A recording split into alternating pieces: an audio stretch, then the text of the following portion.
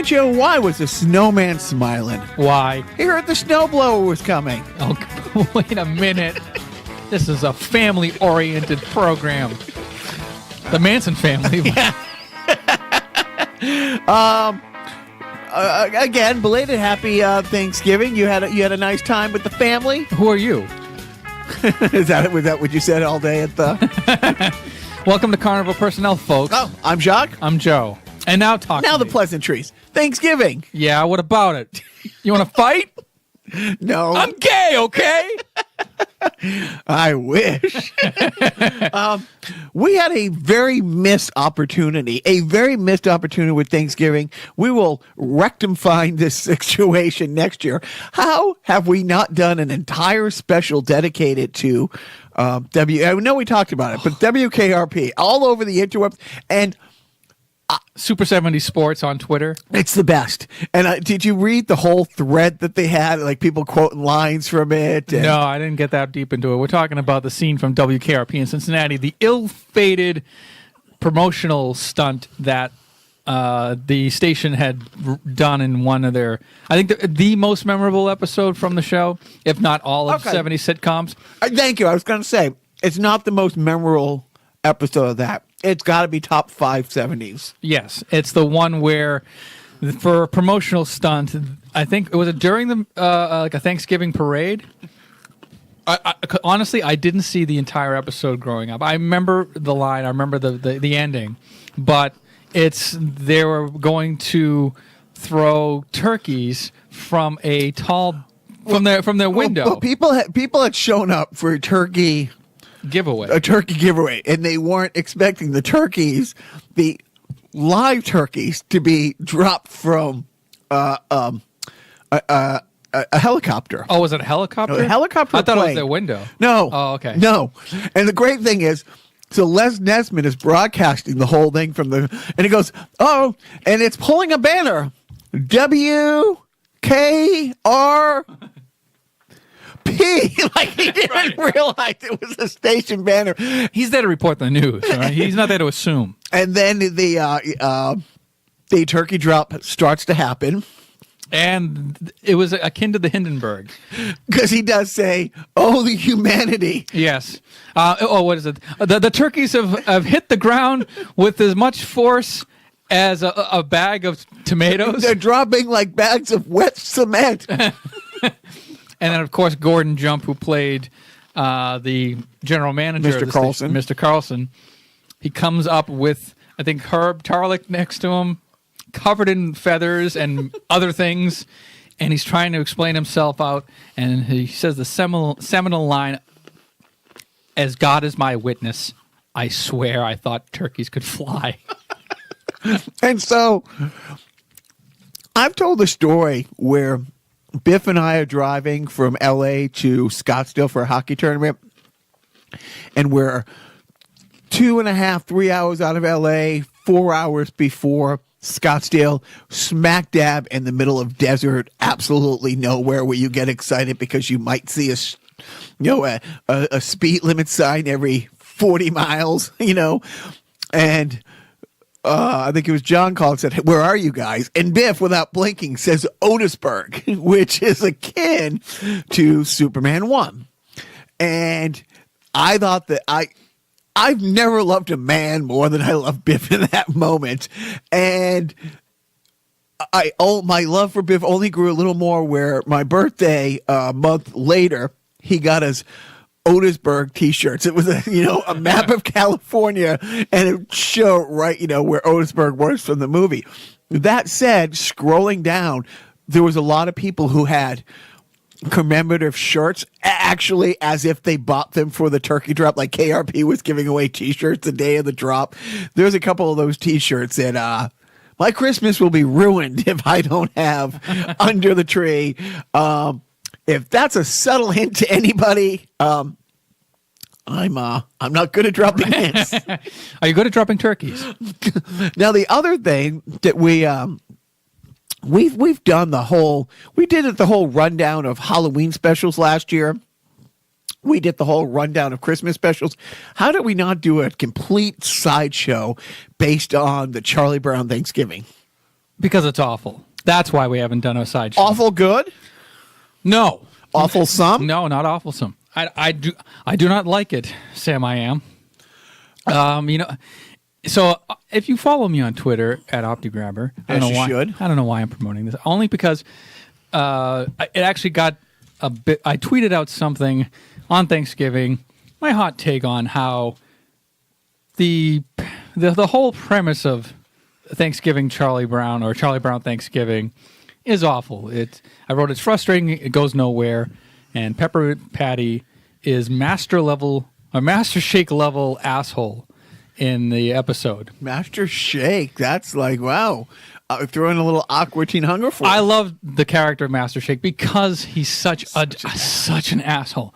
And Peppermint Patty is close second. She is, what's the word that starts with a C? You next Tuesday? Yeah, no, okay. She's not, I don't know. She's a girl. It's a little girl in the show, so I'm not going to say that about a little girl. But she will eventually grow up to be if she I know she's trying to come off as like this brash, take charge, like, come on, Chuck, I'm gonna pull you out of your shell and I'm gonna make you do stuff that's out of your comfort zone and you're gonna like it. And I don't know, sodomized him. Yes, right. The whole Thanksgiving Day special stunk. He was going to go to his grandmother's house, but the kids, what was it? She invited herself over for Thanksgiving and then invited over all of the friends over and decided, well, we're going to put on our own Thanksgiving and we're going to seat Franklin on one side of the table, Franklin being the black character, and everybody else is going to sit on the other side of the table, like the original Thanksgiving. I mean, there was only 2 seats on the other side, right? No, there was 4. Oh! 4. But then, of course, Marcy sat on the one head of the table and Charlie Brown sat on the other end. Or was it Snoopy? I forget. Well, either way. Snoopy was one of the 4 on the other side. Either way, it's an awful, terrible special. It's, one of many Charlie Brown specials, but none of it could really match up to the classic, good-natured, wholesome, original Charlie Brown Christmas. I tweeted that out. It got picked up a little bit, and it got some steam, It did. It got me steamed. Yes. So, that's why we have not done a Charlie Brown Thanksgiving sideshow, because it blows. We also were a year, again, Colorful Personnel is so ahead of the curve. We, last year, did our holiday special. Our Star Wars holiday special. Had we waited, it's the 40th anniversary. Was it yesterday? I think yesterday was the 40th anniversary of the airing of that. You mean last Thursday, Thanksgiving? Isn't that what I said? Like, whatever, man. I don't know what day it is. But yes, this past week was the 40th anniversary of the Star Wars holiday special. I don't know. There's too much pop culture to reference nowadays. We're beyond the pale as far as pop culture goes. But so your Thanksgiving, fantastic, loud. You know, a lot of people over. Yeah, same here. It was everything you want. Not as eggshelly as the one 2 years earlier. Yeah, right. Because it's normalized now. I mean, no one just talks about it. It's like you're not going to sway them. They're not going to sway you. And honestly, there was nothing egregiously awful the couple days before. Right. It's not like it was in the midst of the Kavanaugh thing.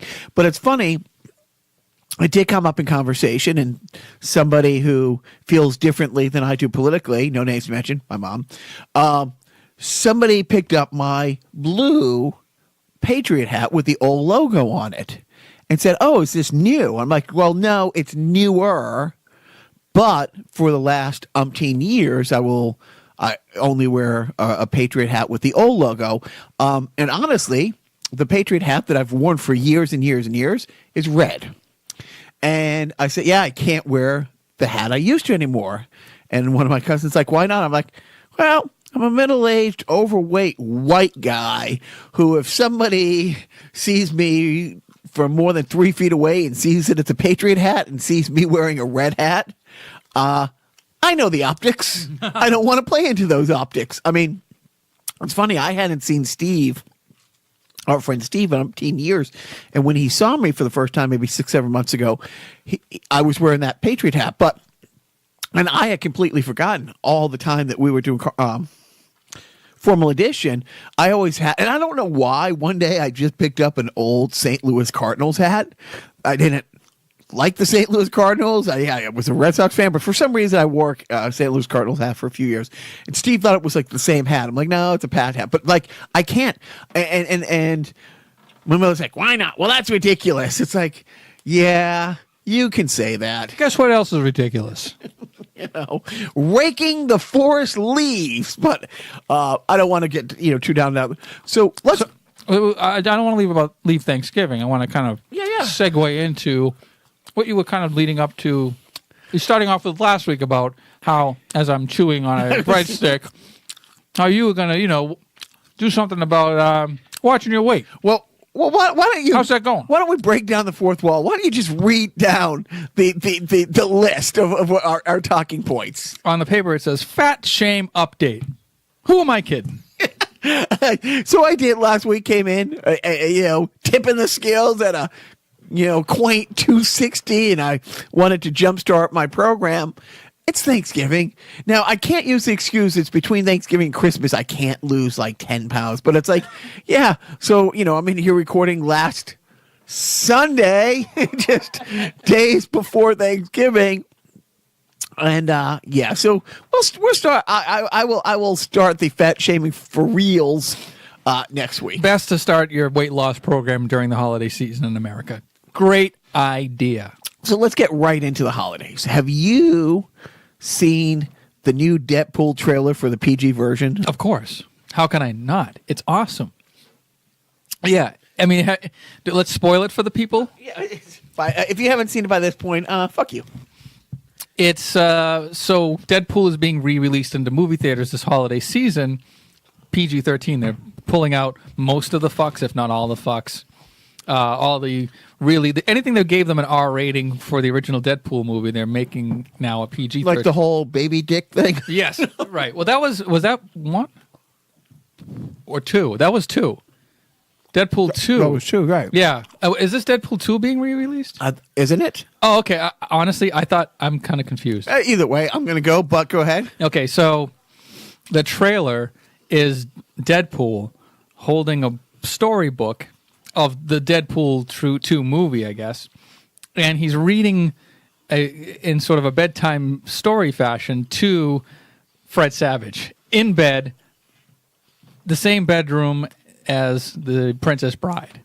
And he's wearing the same Chicago Bears pajama top. And it's just fantastic. But he's, he's Fred Savage now. He's 42-year-old Fred Savage. Not having any of it. Right. What was the exchange that he had? He claimed he was kidnapped. Right. No. What was the thing where they were having a disagreement? Agreed to disagree.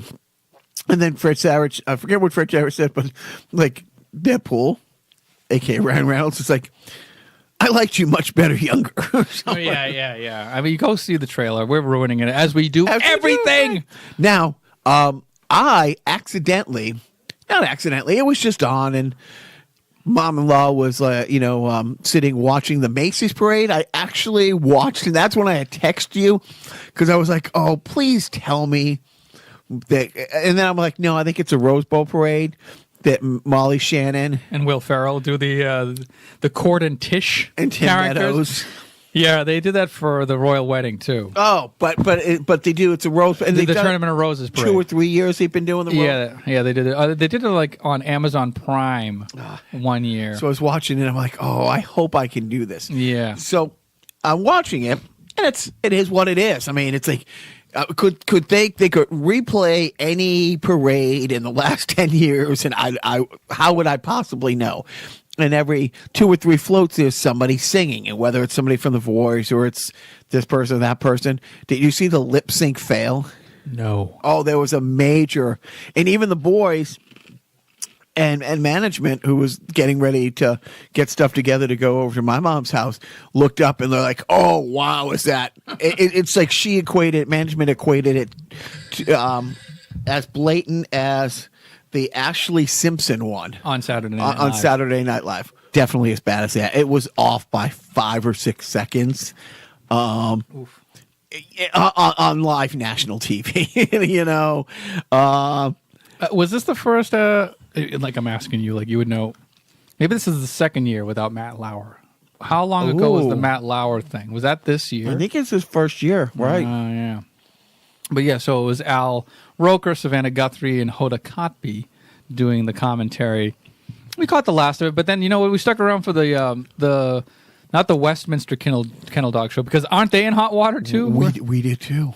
Yeah, we watched the dog show afterwards. I mean, that, you know, that's sort of tradition. But did you see the clip online about the guy who ate the dog food? Yes, like there was a part where he's holding the dog up, and you know if he does something, he gets a treat. Like the dog gets a treat, and then the dog didn't do it, so the trainer just like ate the fucking treat. Ate it. Yeah, it's like how is that autistic kind of weird? And I'm gonna say, going back a step to the fat shaming.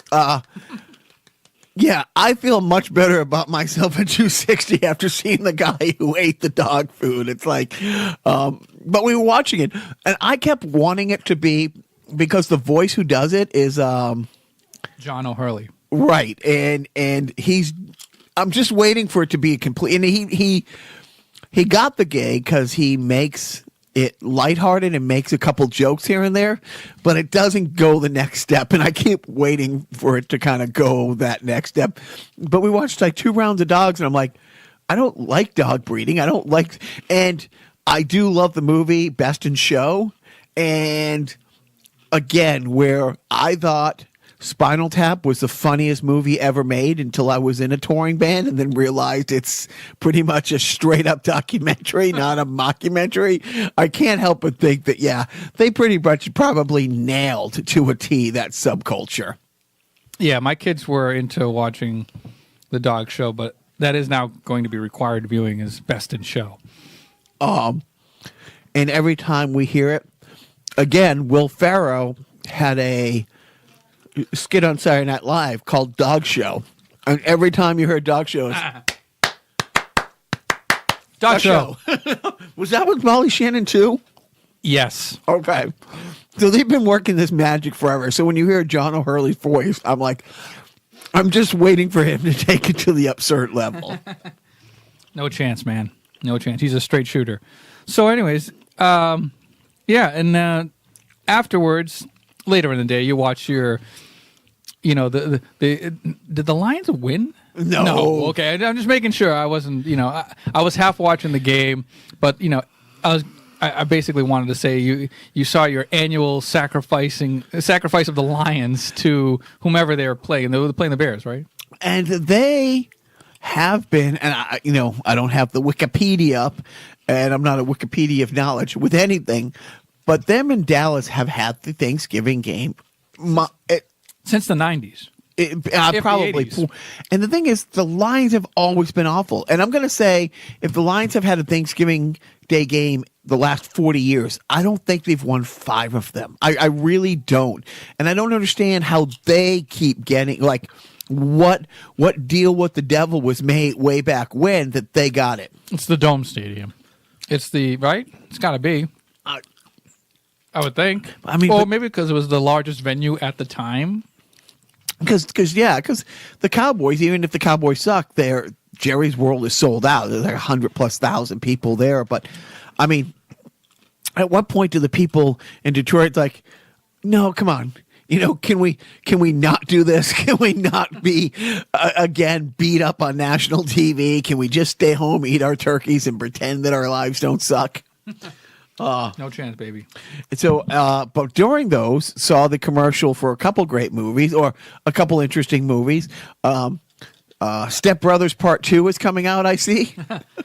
With a Sherlock Holmes twist. Okay. That was not Step Brothers. It's the John C. Reilly and Will Ferrell movie where Will Ferrell plays Sherlock Holmes and John C. Reilly is Dr. Watson.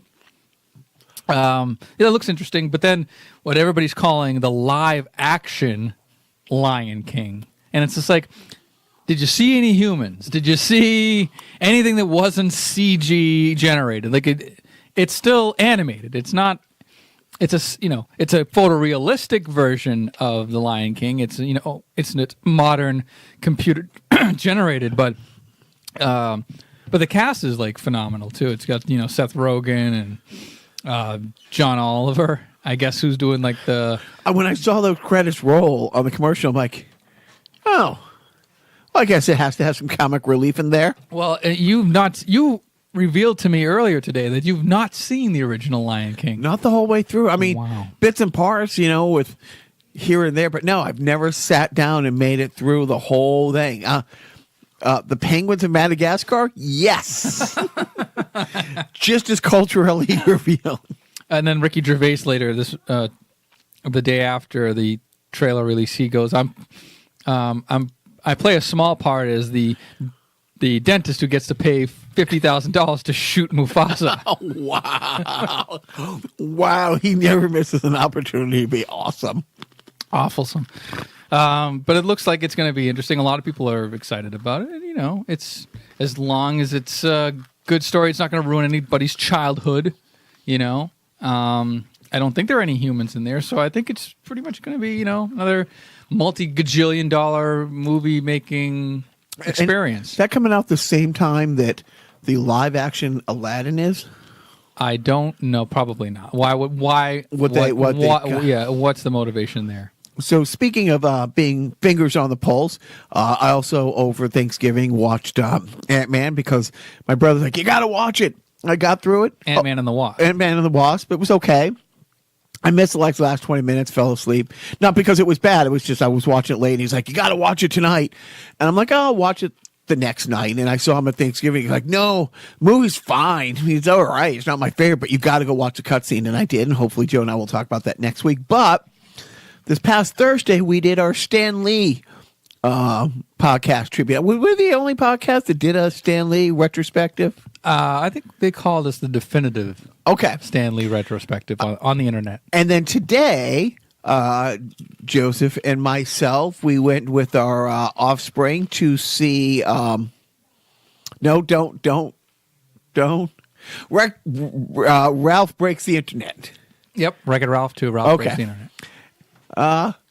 What was the big takeaway there? What was a little surprise? My money. Oh, the big surprise there? Was there a big surprise? Oh, yes. They enter the internet, as you know.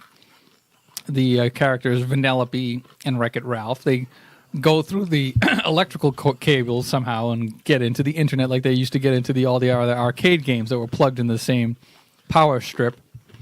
And they enter like the Disney section of the internet. And they go by all of your favorite Disney and Marvel and Muppet Show characters, including Stan Lee. Briefly, you see Stan Lee, almost like a Funko Pop version of Stan Lee. Right. But he doesn't talk. He's just, it's Stan Lee. And then even your young one said, it's Stan Lee! And we said, we know, idiot. God. Actually, we did say you know. But that was fun. And so that's like, okay, that's going to be the first of many future Stan Lee visual cameos that you'll see in future Marvel movies and Disney movies. So it was nice. It was nice. I like the movie, Wreck-It Ralph 2. Very much so. Yeah. And my favorite scenes were involving the Disney princesses. That was, I think, the best. It wasn't ruined by the trailers in which you keep seeing like the princesses over and over, but that was definitely. And I don't think they missed a one. No, they got them all. Yep. All had their little moment to shine. It was good. It's funny, they got all the pulp culture references in there. They got all the big websites, in there. I thought at first it took a while to, like, you weren't put off by the movie. You weren't thinking, oh, it's more of the same or whatever. But it really kicked in once they got to the Disney section because they started to take jabs at their own their own IPs. Full-on swings and uppercuts, not little jabs. And nice, interesting new characters as well, because they go to other zones and areas of the internet. So it was fun. It wasn't as abysmal as what I heard the Emoji Movie was. Yeah, I still don't. No, we're not even. Don't even talk about it. Just erase that. I don't mean from the podcast, from memory. The fact that there was one. I know. Yeah, even though Stephen Wright was in it. Was he really? Yes, he was like the kind of the poop. No, he was like the raised eyebrow one, or I don't know. It was whatever. Why am I talking about the Emoji Movie? God damn it! Because it keeps us from going into the election. There's still undecided. I think there's one more undecided. Well, there's a special election in Mississippi for a senator. It's being held next month. And just to review, the woman running on the GOP ticket in the last couple of weeks has been quoted as saying, half jokingly, but yeah, we should find a way to keep liberals from voting. She also was photographed going to a Civil War museum wearing a Confederate soldier's hat and gun. She also said something else really egregious. I'm trying to think what. She's just another awful GOP person, but it was close enough where they have to redo it. But I can't believe that now we're 3 weeks past the election and we're still electing, baby.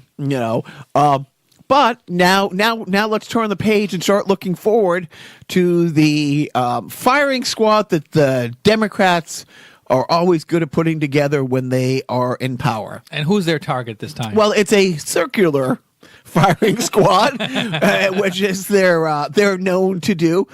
And this time they're going after Nancy Pelosi hard.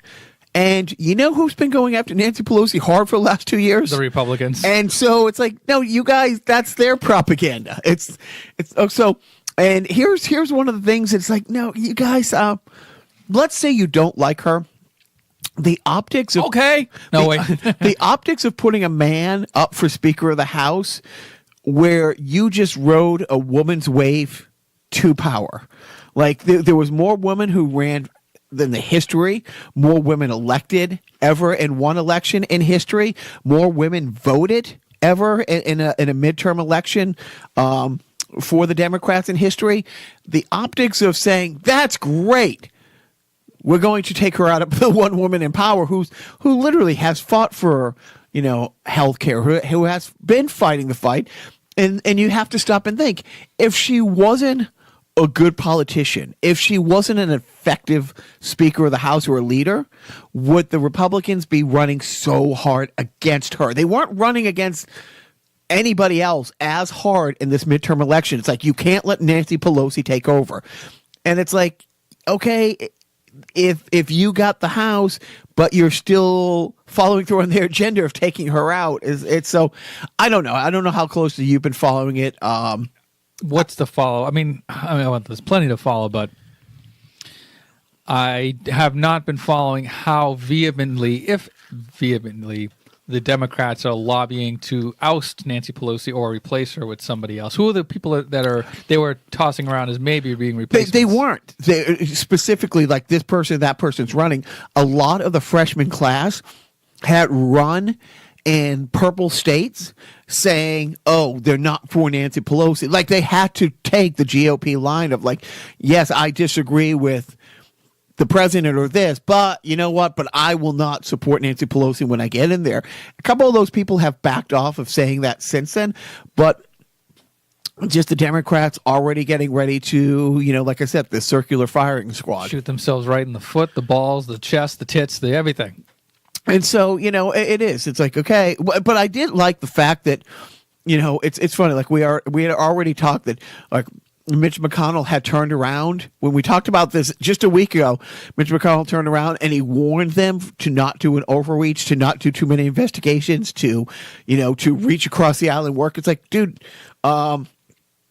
we won't do anything about like just anytime you hear Republicans say, well, I hope the Democrats are going to reach across the aisle and work and not like abuse problems. Like Merrick Garland That's all you have to say is Merrick Garland and just move on. But Lindsey Graham last week said, well, I know they have a lot of investigations they're going to do. Should I even try to do Lindsey Graham? No, that's a good one. I like it. I know they have a lot of investigations to do. I've always depended on the kindness of strangers. Sorry about that. You don't apologize unless I boo and throw this cheesy breadstick at your face. Would you throw the cheesy breadstick? Yeah, I'm going to start the fat shaming myself next week. We talked about that. Anyways, but Lindsey Graham is like, but we're going to do investigations of our own. We're going to take another look at Hillary Clinton's emails. Like the first investigation that he wants to go after is the emails. And then 2 days later, it comes out, turns out, Blotus Donnie Two Scoops, Cheetolino, Cadet Bone Spurs, his daughter. Yeah. Is there a difference? It's up for debate. Yeah, I guess, she, for the first few months in office, was using a personal email, although she was told not to. So was Mike Flynn. So was Jared Kushner. So all these, but it came out really big and then they're trying to say, family's off limits. It's like, no, when she's an advisor and you ran a campaign for 2 years about lock her up, and then do the same thing. It's not the same thing. It's completely different because she's not Hillary Clinton. Yeah, right. They've now... She's hotter. Wait a minute. They've came out wrong. Now officially have done absolutely everything they accused Hillary Clinton of doing. Absolutely. At this point, I would start going through the D.C. area looking for pizza parlors that do have sex slaves, children in the basement, because everything that they've claimed that she was going to do, they've done. But, I don't want to go down that rabbit hole anymore. But, yeah, Nancy Pelosi, let's have some consistency. It's like, yes, we have new blood in there. There's new energy in the Democratic Party.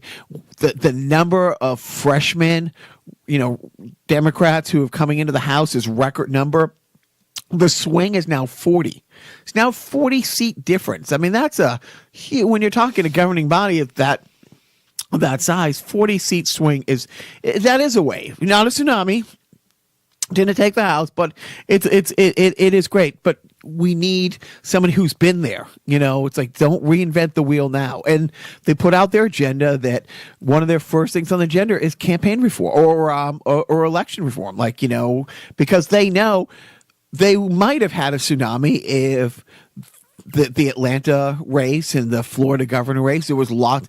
Those two big races, the Georgia governor race. The Georgia governor race and the Florida governor race, where there was absolute criminal, and not metaphor, not hyperbole, absolute criminal voter suppression that went on there. So if we can get away with that. But anyways, for once, now that you're in here, no, we're the People's Judeo Front. Die, Splinter. We're the People's Front of Judea. No. People's Front of Judea. So here was a little bit of a positive thing from an unexpected source. Again, I just even hate saying his name. I don't want Joe to get out the whistle, but Benedict Donald was upset that one of his awful things is that he wanted to enact is being overruled by a federal judge in the 9th District, to which he said, well, that's just an Obama judge who made that ruling, like diminishing, like basically saying, we don't have to listen to the federal judge because he was an Obama judge and you followed this. Judge Roberts, did you see what he came back with almost immediately? No. So Judge Roberts, very conservative, a George Bush appointee, always the swing vote. He has said flat out, he tweeted it flat out right back at Donald Trump. There are no Obama judges. There are no Bush judges. There are no Clinton judges. There are judges. And on this Thanksgiving, we should all be very thankful for an independent judiciary. I mean, flat out, and we know there's all been these very political, the 2 Supreme Court justices. They're big Trump judges. There are big Trump judges Starting now. Starting to trend. But at least Roberts has come out and said, look, this is what makes, this is part of America, the fact. And we know it's not as independent as it's It's always been politicized to a point, but now it's now it's become a sport. My team is winning. My team has more judges. But it was really nice that he was rebucked instantly from somebody on the Supreme Court saying that. And I'm sure he took it to heart and he'll never do it again. And speaking of Supreme Court judges, you've heard about Pete Davidson's new tattoo? No, I have not. You really haven't? No, I haven't. He got it. So Wait. Last week I gave you your Pete Davidson news, and now you're going to give me my Pete Davidson news. So I guess he has a history of tattooing over tattoos, like girlfriends' faces that he had tattooed on him that he was in love with. He has the new love of his life tattooed, I guess, on his right shoulder. Who's that? The notorious Ruth Bader Ginsburg. Not kidding. He got Ruth Bader Ginsburg tattooed on him. Great. Hopefully that we all know how well things go when things are tattooed on Pete Davidson. So yeah. Wait a second. But I mean, when you see Pete Davidson, do you think that this is the guy who's getting a notorious, RBG, It doesn't matter. He's already put the hex on her. Couple of weeks. I give her a couple of weeks. God damn it. Thanks, Pete. Thanks, Pete. So the other news that broke this week is it came out during Watergate, and it's funny if you go back and you hear it. One of the people who was subpoenaed, who testified in front of the Watergate hearing, was the White House chief counsel, and they were questioning him about a great number of things. The people who had subpoenaed him, who had questioned him beforehand, who brought him to be questioned, were unaware of what he was about to bring up in the hearing, that Nixon had an enemies list, and he routinely had the enemies list updated. He had a hit list in which he would order the IRS to go after this person. He would order different He had an ongoing, and when they said it's there's an enemies list, would you like to see it? And all the senators, keep in mind, Nixon was a Republican. The House and Senate were controlled by Republicans. It was a Republican Senate that impeached Nixon. And they went to him and said, you are going to be indicted as a co-conspirator to this.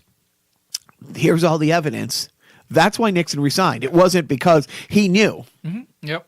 But anyways, they were like, there's a real enemies list. It's well, this, and he went on, and it's on the net. You can see it all. I mean, it was all recorded, but he went on to describe how the enemies list came about, how it was routinely updated, and what happened. Well, now it's just come out in the past week since our last podcast that Blotus flat out has said, to his, is it McGahn, his the White House counsel, that he wants to go after, Comey, after he fired Comey for not backing off of the Russian thing, and he fired him. He wanted an investigation and basically a lock him up thing. And the same thing with Hillary. And McGahn had told him, it's okay, I know you're not a big reader and a big fan of history. This is exactly the thing that was all the other stuff is going to be your downfall. This puts it on one of those super Japan fast train, bullet train type things. You are now warming up the knife, and somebody's about to put the butter in front of you. When you absolutely, positively have to get impeached overnight. So the Senate decided, this news came out. Well, maybe it's a good idea to re-subpoena Comey, and they sent a subpoena. Comey was served a subpoena on Thanksgiving, and to which he instantly said, I just got a subpoena. I am more than happy to come in and talk. I will not come in and talk in a closed door setting because I've seen how bits and pieces are cherry picked out and quote unquote leaked to the media. I want to have an open hearing and let's invite everybody, because that's exactly what happened last time. It's they did, 10 hours of testimony. They took 5 minutes of testimony out of context and released that. Mm-hmm. But yeah, so Comey's I am more than happy to come in. Let's put it on live TV. Ask all the questions you want. I'm happy to answer them. Now, does Comey really have any say in that? I mean, it's just a subpoena.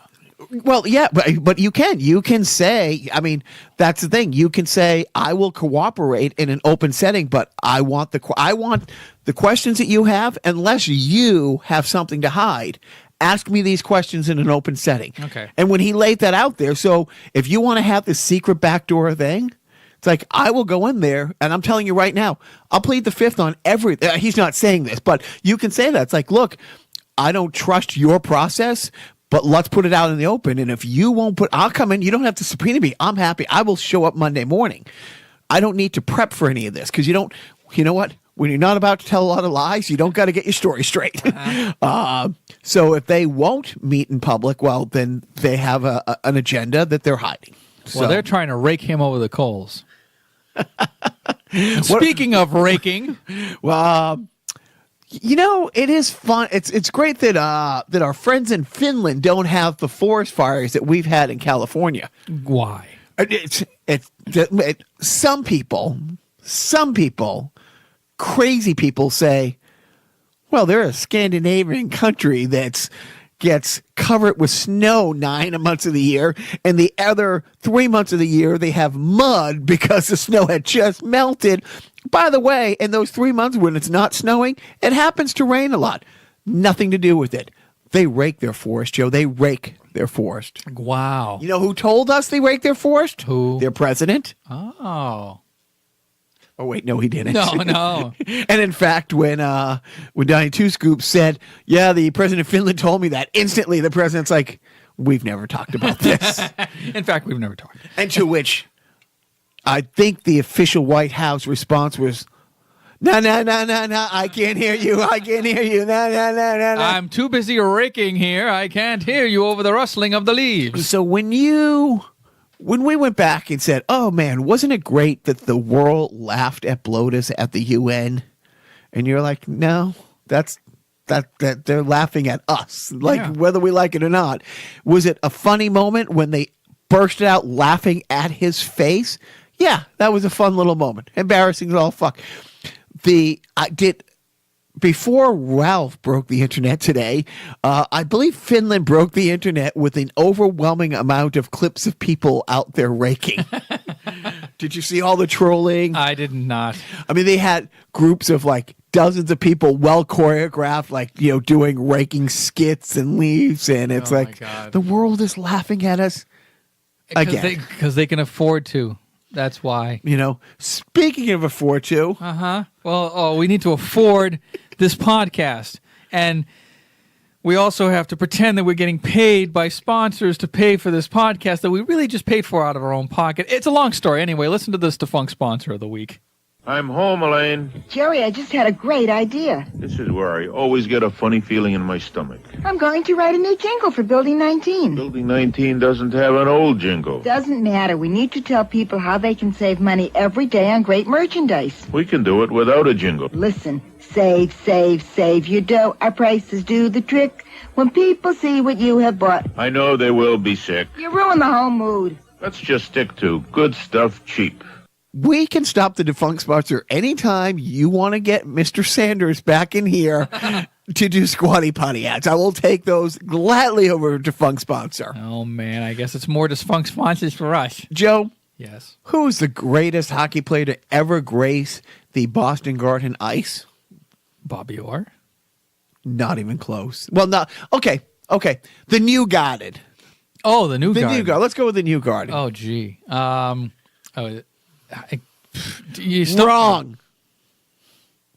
The greatest hockey player to ever grace the beloved Spoke Bee at the Boston Garden would be my niece. Oh. So my niece, who's a 10-year-old hockey phenom. My niece. I'm one of those guys, and we've talked about this on the podcast, when you got kids playing the same sport year-round and not diversifying, there's the fear of burning them out. The pressure. I mean, when you got a kid playing on 2 or 3 travel teams, playing 6-7 games a week at a young age, I mean, the cost and all this. And, when you have people talk about, and we've talked about this, a great interview I heard with an author who wrote a book, and she talked to 20 different college coaches about this. And, one of the softball coaches said, look, if you're trying to get a scholarship, by the time you're done with the league fees, the travel fees, the batting coach, the fielding coach, the pitching coach, all this, the equipment, the special equipment, by the time you get to college, you paid for college. The other one, I remember she talked to like the baseball coach at Arizona State, which is a baseball factory, and he said a similar thing. He said, if you really want to get a scholarship for your kid, get a math tutor. There's 100 academic scholarships for every one academic, or there's 100 academic scholarships for every one athletic scholarship. And if you blow your knee out, you don't lose your scholarship if you're on the math team. So that said, the exception to the rules are when you have somebody who lives for it, like I did, as a kid. And that's my niece. You cannot get her off the ice. If she's not playing, she's playing the PS4 hockey. She's out. My brother has a little rink in the backyard in the winter. So she plays on a couple teams. She plays on one of these select under 10 and under teams. And this past Sunday at the Garden, they had a 3-on-3 tournament, and it was 3 divisions: under 15, under 12, or 15 and under, 12 and under, 10 and under, and both the boys and girls division. The winning team in each of those, those age groups, and are going to be the guests of the Boston Bruins at the All-Star game in San Jose next month, or in January. Fantastic. And my niece, and I say this as a proud uncle, but also honestly, her team, led by her, she led the holding and scoring, just completely, dominated. I'll post a proud clip in which she scores 2 goals inside a minute on it. So she won that, and it's great. They give him a little cup to skate around and stuff like that. But it's a little 3-on-3 thing. And she got interviewed by Nesson after. But after the girls division, it was the 3 boys division. And we're talking, you had to qualify for this tournament. You couldn't just sign up. Your team had to win its conference, its big thing. So she had to win 2 different tournaments to get to that. Yes, I'm bragging. I'm going on. Now, after all the games were played, 1 boy and 1 girl each, it doesn't matter the age, all of them competed in a shootout contest. And the winning boy and the winning girl get to be on the ice with the NHL players at the skills competition the day before the NHL All-Star game that is televised. My niece won that. Wow. So yeah. I'm going on a limb and saying the greatest hockey player to grace the TD Garden ice would be my niece, Julia. Well, congratulations, Julia. And congratulations to Jacques for being a proud uncle. Yes. And not just a creepy uncle. Can it be both? And of course, and I mean this, and this is one of the great things about being back here. Every kid out there had mom and dad and a couple siblings, maybe grandma or not. My niece had 20 people, of course, in the stands. Were they loud? You know what? It was hard to hear how loud everybody else was over my mom, but I think everybody was. But it was really great. So that's it for hockey for me. So I guess you're going to San Jose. I bet my mom will go. But do you know the way there? If 2 days from now I'm driving and that song is stuck in my head, I'm driving over here and kicking your ass. Please do. Hopefully it takes me out so I don't have to do another one of these stupid things. Speaking of taking you out, so we've talked about the Patriots are just not the Patriots. Tom Brady, he hasn't fallen off that cliff yet, but is this the end of Tom Brady? Call it 888. But he's not in the top 10 in yards, touchdown passes, isn't interceptions. But this past week, the New York Post, I don't know if you've seen this, their back page on Wednesday, Weekend at Gronky's. And they have Bill Belichick and Tom Brady holding up the corpse of Rob Gronkowski, who has been a shell of himself this season, and basically calling out because they play the JETS suck yesterday, and which Gronk didn't take it very well, scored 3 touchdowns, and there's talk of the demise of the Patriot dynasty has been put to. I don't know if you saw that, but But why would you poke the bear? You know, why would you? To sell papers, that's why. Other news, the bees suck, and they don't suck. Wait, but the bees do? the bees were okay, but they're now missing, Sedana Char for the next month or two, and Captain Patrice Bergeron for at least a month. Oof. Yeah. The Celtics do suck. Hey, you know what? It was a good run. What was it? I don't know. I got to find some silver lining in this whole thing. I have nothing left in sports. We've already talked about Thanksgiving, so that brings us to The random video game review of the week. Does it have to be a video game, or can I grab one of the board games and surprise you? Sure. You grab anything that is not anything in this section here that's below the chiclets but not the erasers. Whatever. Jacques getting up and walking over to my wall. Oh, shame. He's grabbing games. He's putting stuff in his pants for some reason. I don't know why. There's nothing worth anything over there. He's thinking about it. He's reading. He's forming sentences, left to right, top to bottom, group words together to form sentences. That's how reading works. And now he's painstakingly grabbing a game off of my shelf. I think I know the game that he pulled off the shelf. I think it's a PlayStation 2 game. It's the first game in my collection. I think it's the Atari Greatest Hits collection on the PlayStation 2. Yes, the Atari Anthology. 85 Atari games on your PlayStation 2. Not that PS4 crap. I'm talking about the PlayStation 2. This was distributed in the United States, 2004. So, wow, this is a 14-year-old game. A 14-year-old game that contains 40-year-old games. This is like Inception for video games. It's a retro game within a retro game. It has 18 classic arcade games, including Asteroids, Battlezone, Centipede, Missile Command, Tempest, and more. And these are actually the arcade versions. These aren't just the Atari 2600 versions. These are the arcade ports. So you're not getting I don't think there was an Atari 2600 version of Tempest. I don't think you could have that. Maybe there was. I may be speaking out of turn. I mean, everything was on Tempest. Even like porno games were on Tempest. On the Atari 2600. I'm stuck on Tempest. But then you also have 67 Atari 2600 games, including Gravatar, Millipede, Super Breakout, Video Pinball, Yar's Revenge. Have you played Yar's Revenge? Because if you haven't, I have it back there. And Warlords. I think I've played this game a little bit. I think it's one of those things where it's a compilation, and you go into like a menu where you can select the games, and you can also see like the original arcade cabinets. This is back before the internet was like humongous on retro gaming. This is 2004, pre-internet 2.0.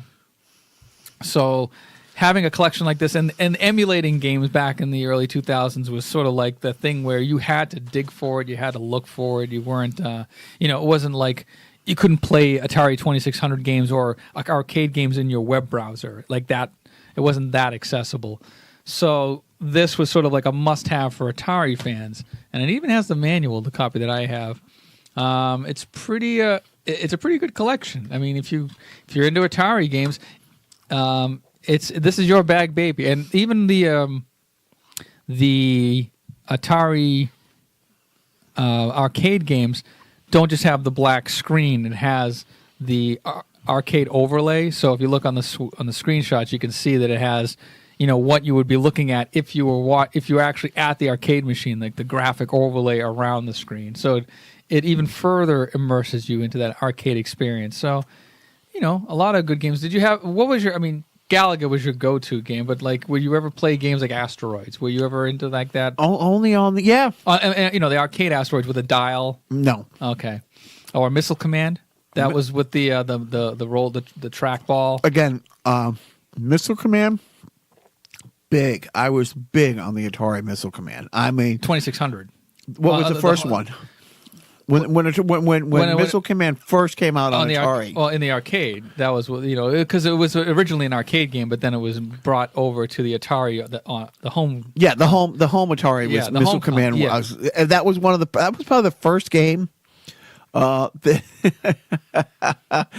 I would skip school and stay home and play. Wow, all day. Missile Command.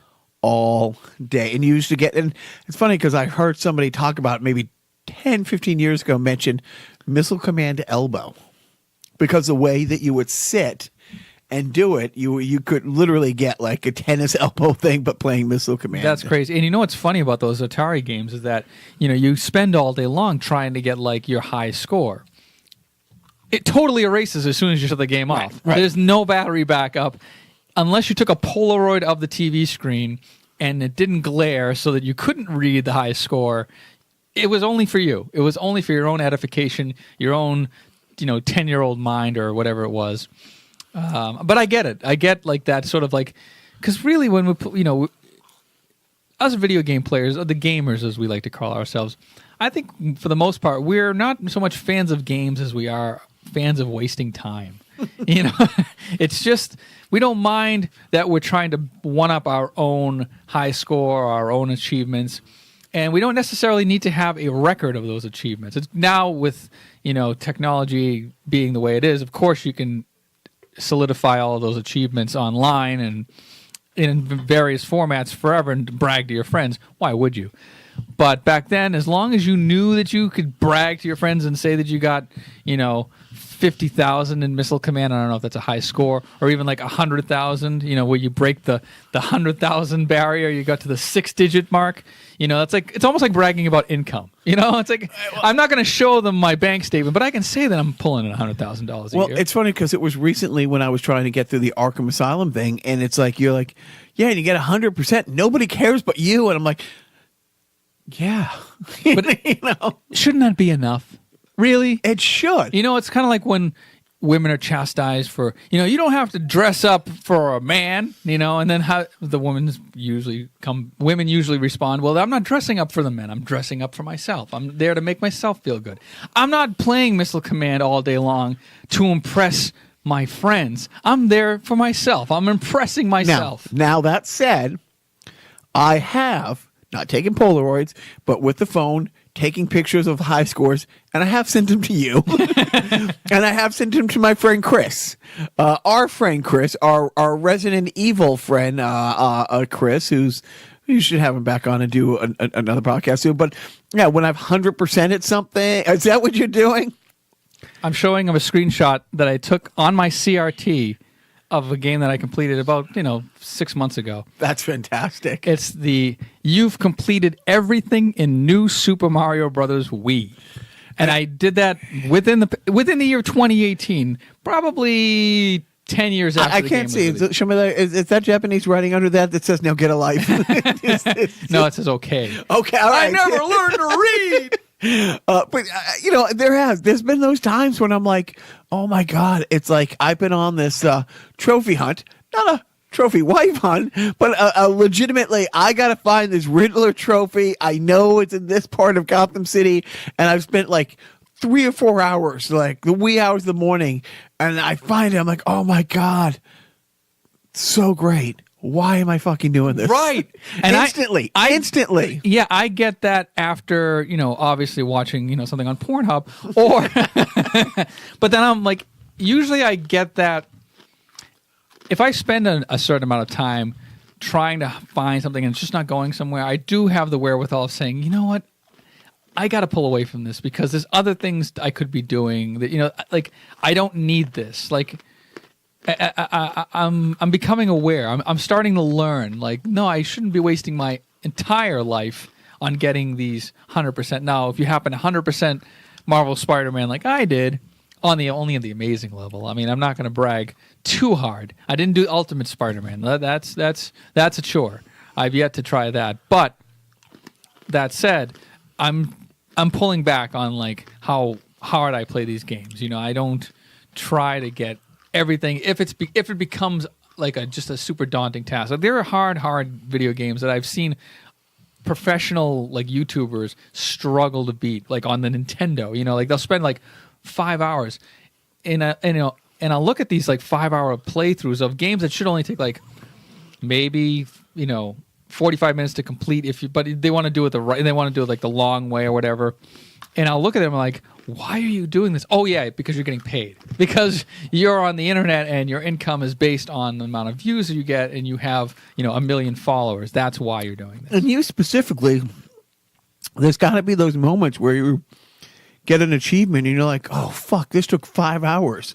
That's 10 episodes of Card Sharks I could have been watching. It's classic concentration now. Because I think that. It's like sometimes I'm like, why? So this past week, I don't know why the little guy broke it back out, but he started replaying Resident Evil 7. And I'm like, oh. So in start to finish, if you do a speed run on normal, you can do it in 2.5 hours. I've been doing it, not a speed run, but I'm not getting all the collectibles, but I'm getting all the hidden coins. I don't know if you played it, so you can buy a special gun. And it's a 4-hour thing. I played it like 3 or 4 times in like the past week, after they go to bed. But honestly, from like 9 at night to 1 in the morning, it's like I'm streaming a podcast I like, or MSNBC or a sports radio type thing. It's like not like I'm going to go out to do a movie. And what's it going to do? Take me away from watching The Dark Knight Returns for the 117th time this year. It's like, so I'm like, you're just killing time between Batman movies that's and Marvel installments. And, right. Yeah. Thank you. Yeah. But I'm like, this is what I do. It's like, I'm not. Right. And then but like, normies would look at you and go, why aren't you watching the fucking, the Celtics game there's lots of ways to waste time. There's lots of ways people just fucking turn it off. They've put in their 8 hours or less or more at work and just sit around and fuck off. And that's what I want to do. Just not think. Right. Just do this. Right. And just sort of ignore that you're Escapism. getting older each and every second of your existence and only getting closer to your eventual eternal demise. So what are you watching on Netflix this week? I haven't watched that much. I've been playing Resident Evil 7, rediscovering that gem. I am now. It's like, okay, now that I've played it so many times, I wonder if I would want to do the VR version of it. If it would. It's funny you mentioned the VR version, and I think I've joked about this last week about getting PlayStation VR. They are on sale. The PlayStation VR bundles are now like $200. Wow, that's it? Yeah, and it comes with like packing games, and there's a game called Astrobot that's supposed to be like a really fun like VR game that comes bundled with one of the bundles. But the thing is, I think you also need to, here's the caveat, I think you also need to buy those PlayStation Move controllers, those little glowy drumstick looking things. Oh. So I think there's more to it. It's like, I got the car, but now deal. you need the tires as well, and those are extra.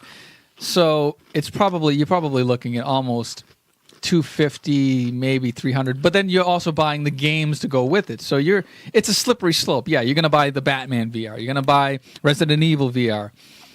Actually, I don't know if you have to rebuy Resident Evil or if there is a VR. Yeah, there's a VR version of Resident Evil. So you got to buy the VR versions of these games that come out, but from what I understand, it's worth it. Like, it's worth it. And then there's also the thing about whether some of these games run better on PS4 Pro versus the regular PS4 because of the power that's involved. But yeah, from what I understand, Resident Evil 7 on PSVR will make you shit your pants. Which I think you want. I do. You do. But that's the thing. It's where I've already played it, unless they have other jumps, because okay, I'm going to come around this corner, and this guy's going to be there waiting for me. But you've not played a VR game in your life. That's true. So you would be like, first of all, oh my god, like you're totally immersed in this video game world. You probably, I could see you on, day one, if you were to get the VR set, you'd probably watch, your little one. I think you can also watch their experience on the screen as well. Oh, see, that's great. I think that's how. I'm sorry. Thank you. All right. Oh, thank you. We have our own little catchphrases on Carnival personnel, but I could see you playing the demo games of one of the more benign games and going, wow, this is fucking weird and crazy. And people do get like motion sickness. So like VR might not be your jam at all. So you could probably pour like $400 into a platform that you won't ever pick up again because you'll be vomiting whenever you try. But the little bastards will. Yeah, exactly. They'll pick it up. But yeah, I could just see you eventually kind of getting oriented and used to the VR experience, and then you pop in Resident Evil VR, and then you're immediately like, "Oh my god, I'm in the motherfucking house!" Like if I turn to the right, I'm turning getting to the scared. right. Yeah, like I'm turning to the right, like I'm in the house, like, and I don't know that I'm not in the house until I take these fucking goggles off.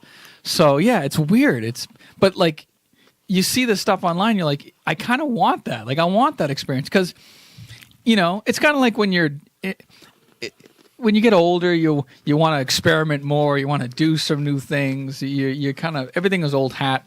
Now you want to bump it up a little bit. Like you've played as Batman. You've played in these horror games. It is immersive as they are. They could be a little more immersive, and maybe VR is the next natural leap.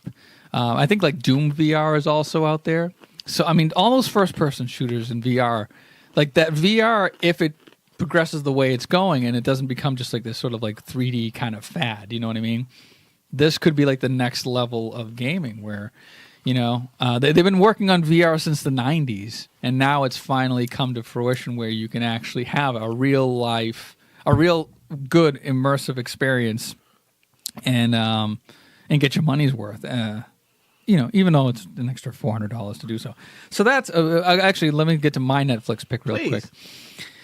It's Mystery Science Theater 3000, The Gauntlet. It's 6 new Mystery Science Theater 3000 episodes on Netflix with the new cast. And it's just 6 episodes, which is kind of a bummer, but they're really well done. I've been laughing throughout. I've been watching with my younger one. He's way into the Mystery Science Theater. So, he's 12. So it's just like that's the age. And it's basically like, it's almost like you're saying, I shouldn't have had Don Rickles as a role model. Maybe he shouldn't have Mystery Science Theater as a role model as far as watching TV, because now Mystery Science Theater is everything we watch. And was he Mystery Science Theater? Oh, we weren't sitting next to him during Wreck-It Ralph. No. But I don't think we were Mystery Science. Right. But I actually recognized one of the movies that they were doing. Mac and Me, which is an E.T. knockoff, but it was in the 80s, and it was literally a movie made by McDonald's. McDonald's funded this movie. It was a big, giant McDonald's commercial, and it's awful. It's an awful E.T. ripoff. But then the other movie one of the other movies they've riffed on is Atlantic Rim. What is Atlantic Rim, you ask? Well, it's a movie that's apparently, I stumbled into this while doing the Wikipedia search on it. Like, Atlantic Rim is a mockbuster of Pacific Rim. So this group, this film company called The Asylum, they specialize in these types of movies. Like they have movies called like Transmorphs instead of Transformers, Alien versus Hunter instead of Alien versus Predator. Dozens of these movies over the past decade or so. They also made a little movie franchise called Sharknado. Oh, I was going to say, why do I know the name of this? So a mockbuster is apparently one of these like shitty. If you ever scroll through like the depths of Netflix and you say, "Is that Kung Fu Panda or is that like some weird Kung Fu Panda like ripoff? Like, what is this?" This kind of movie is sort of this company's like niche, but a mockbuster is basically a movie that capitalizes on a movie that's either coming out or has just come out. And it's low budget, obviously. So this one in Mystery Science Theater is called Atlantic Rim. I think it came out months before Pacific Rim because I guess it's in the works and whatever they threw it together. But that's a good movie to riff on. But yeah, I didn't realize that this group, The Asylum, they did that and Sharknado. Like they were like, you look at these movies and like, how do they make money? Like how can they just keep funneling money at these movies one after another, like dozens of movies a year, $500,000 budgets, really like low budget. But they're still like, I guess because streaming services and distribution services are so starved for content that they'll just license them out, and they'll make their money back eventually if they distribute their movie in various forms. And you do 20 of these, and along the way you have a Sharknado. Oh yeah, they've been living off of Sharknado for the past 6 years or whatever. Correction, they've been living off Sharknado 4 for the past. I mean, those have actually done, like, the last one got a theatrical release. Yeah. I mean, and it's literally the last one. It's called The Last Sharknado: It's About Time. So kudos to them. But yeah, check out Mystery Science Theater 3000: The Gauntlet. 6 episodes. We've only watched 3 so far, but they're good. They're good ones. So that's all I got. It's funny. The one last note. It's like when you said the Mac and Me. Yeah. Going back to watching the parade, they had the Ronald McDonald float still. It's like, dude, are you trying to make it look creepy, or are you trying to capitalize on the it thing? Because it's like, I'm watching this. It's like, I'm always thinking the Jim Gaffigan thing, because he goes off on McDonald's. It's like, you made it at McDonald's. Oh, that food's awful. It's like, it never said it was fine dining. Their mascot is a pedophilia clown. It's not. It's never been proven. He's never been brought up on such charges. But oh wait, have you ever seen a chill clown? Let's be real. That's true. I mean, every clown is creepy. We know this because we've interviewed. No. We haven't.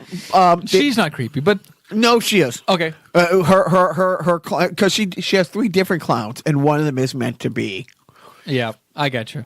So the other.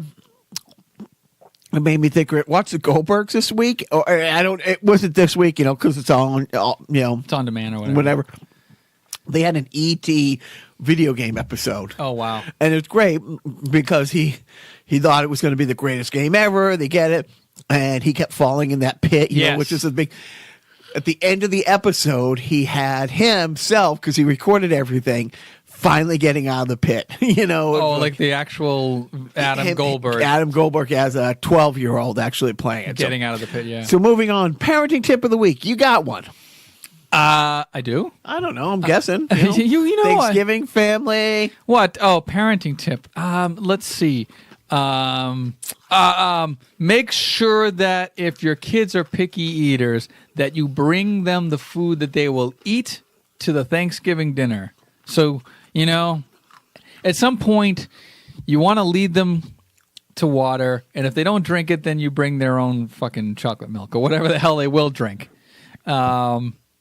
It is what it is. If your kids are I mean, I was a picky eater growing up, but I wish I was. Yeah, seriously. Hey man, you're bringing this back to your struggles, not me. But I don't know. I guess you just keep trying to introduce things and maybe be understanding, but hope at some point that they get shame. Like, kids don't shame each other in person enough nowadays. I think that was the thing. I was like, when I was getting to that age, my good friend Jim would, and his and our surrounding buddies would, kind of look at my eating habits and go, "What the fuck are you doing? Like, why aren't you just try it? Just eat this. Like, just what are you doing?" And then I'd eventually eat other foods, and I'd get over myself. And now I am, now I have poor eating habits, but at least I eat more than I did when I was a lad. So my parenting tip of the week is, I don't know. I don't know what my parenting tip. Bring food for your kids to eat. If you know that they're not going to eat the Thanksgiving dinner. I don't know. What is Jacques, help? No, that's good. I'm in the ET hole right now. Because most of the time I remember to do that, because you don't want people to feel bad. Oh, he's not eating. Oh, we didn't know he had, that Jesus didn't like him and he had these things that he can't eat dairy. Like, that's our kid, Mm-hmm. So it takes that away. At the same time, I'm hungry, and you're looking at a mountain of food, and you're like, really? There's nothing there you can't eat. Nothing. You're not allergic to every vegetable and fruit and stuff. Right. But my parenting tip, never miss an opportunity to show your old school coolness to a kid of yours. Where our boys go to the dentist, they have one of those. It's a stand-up old, really, an arcade what do you call it, cabinet type thing. Yeah. And there's like 20 games on there. Yep. And we were playing Donkey Kong the other day. The oldest one was getting. Never heard of it. Go on. And was this guy named Mario? Little guy told me it's Rosalina that he is rescuing. I think it's Princess Penelope. Rosalina came up a little late. He's confused. It's not Peach. No, it's another person. But, anyways. It's not Rosalina. So, I think they unplug it every day, and so the high score resets. But Dad, who cleared 3 levels, got to put like his name or initials in there, Joe. Whoa! I let him do it. No! And what did I have him put in? Ass. And he thought that was the greatest thing his father has ever been part of. That not only was his father going to do that, but he let him scroll through and hit the ASS. You must have been so proud that he could spell it, first of all. Well, yeah, I spotted him a couple fouls. Well, but he did. He did, so never ever miss the opportunity to use some old classic. Because when are you going to get a chance to do that? Like we were just saying, you 100%. The Spider-Man thing, and it's not like, Ed McMahon showed up with the oversized check at your front door and the balloons and the. Right, and then with that in a public setting too, you're thinking like, I'm putting this in here myself, and other people are going to see this. Yes, yeah. So it means more. So that was my parenting tip. Great parenting tip. You are welcome. We skipped over it. We have a sideshow this week. We do. It's a good new friend of the podcast, I guess, or I don't know. There are a couple of youngsters out there trying to make their way in the music world. You may have heard of them because Jacques talked about them a couple of months ago when he played Ralph's with Beyond It, Dan Crane Beyond It, at Ralph's. Followed up, I think you opened for these guys. You were middled. Yeah, you were the middle. We were in the middle. Rationales. Just like Malcolm. Right. Well, Rationales was second. I forget who the opening band was. But then, the Rationales closed the joint. I forget. Us. Yeah, us. Rationales went on after us. Oh, okay. I'm sorry. And then the Gold Star Boulevard, or as I think your management referred to as Jailbait Incorporated. For very young, decent musicians, good-looking kids, fighting through the rough streets of the Worcester music scene. They're going to open, or they're probably going to close for, I don't know. But they're on the same bill with Dan and I at Uncharted December 14th. But we had Alex, their drummer, come in and spend probably about an hour with us sitting here. And, but his girlfriend, who I'm not sure she was followed any of it, or I don't think she even wants to be acknowledged that she was in attendance, but okay. But it was fun. It was a fun little interview. Yeah, so we're gonna play that this Thursday. So look forward to Gold Star Boulevard on Carnival Personnel. I think we learned a lot. We learned a lot about youth, music, influences, the perils and the pitfalls of trying to make it in the world today. Takes everything you got. Because taking a break from all your worries. That would sure help a lot. Wouldn't you like to get away? Sometimes you want to go where everybody knows your name. Dun, dun, dun, dun. And they're always what you came. Do, do, do. You want to go where people all are the same. You want to go where everybody knows your name. Do, do, do, do, do, do, do, do, do, do. Joe, please don't forget.